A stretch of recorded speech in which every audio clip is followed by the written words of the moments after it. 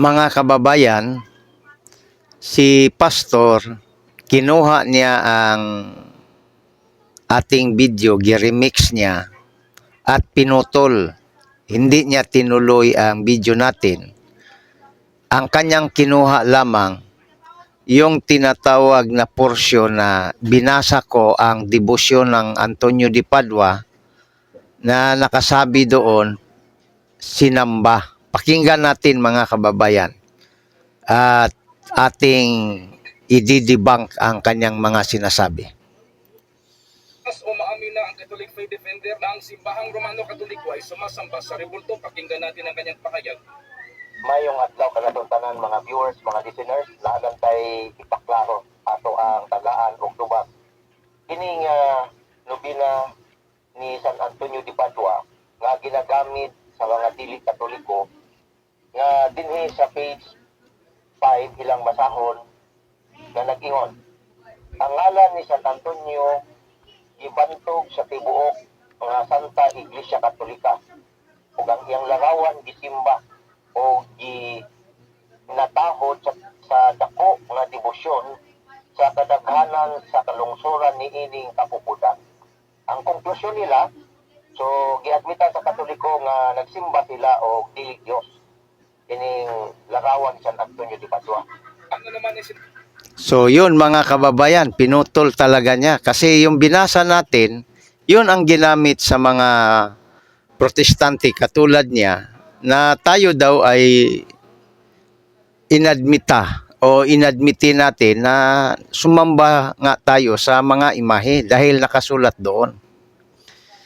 Ang hindi niya tinuloy at pinutol niya sa video mga kababayan, yung paliwanag natin, yung sagot natin. Kasi yun ay ginamit na objection. Na ang ibig sabihin doon sa terminong samba o gisimba sa Bisaya ay hindi ibig sabihin na Diyos na si Antonio de Padua.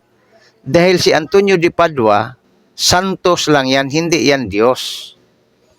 Hindi naintindihan ni Pastor ang termino kasi na word na worship kung samba.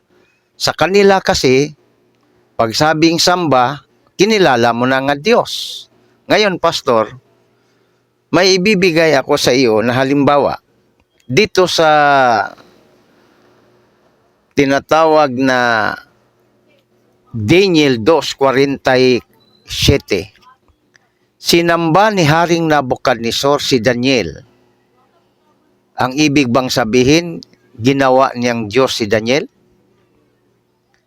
Kung itutuloy mo pagbasa, Pastor, kilala ni Haring Nabucodonosor ang totoong Diyos ni Daniel. Pero sinamba niya. Ano po ang ibig sabihin? Kung ikaw ang ipa-interpret, ginawa niyang Diyos. Kasi yan ang pagkaintindi ninyo sa Katoliko. Pero sa Katoliko, hindi. Yan ang tinatawag sa Latin na dulia. Ibig sabihin, pagalang. Kasi ang samba na kinikilalang Diyos ay hindi dulya kundi latria, adoration sa English.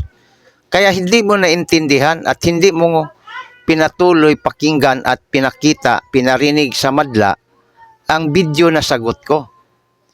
Ang estilo mo ay tinatawag na, mayroong tinatawag na pandaraya sa kapwa at hindi mo pinakinggan ang explanation sagot ng Katoliko. Kaya ang mga kababayan, ingat po tayo sa ganitong mga ngaral dahil hindi nagsasabi ng totoo.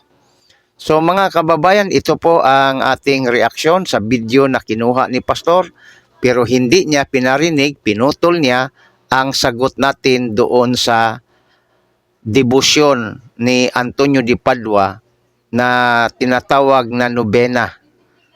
Yan lang po mga kababayan, maraming salamat at magandang araw sa atin lahat.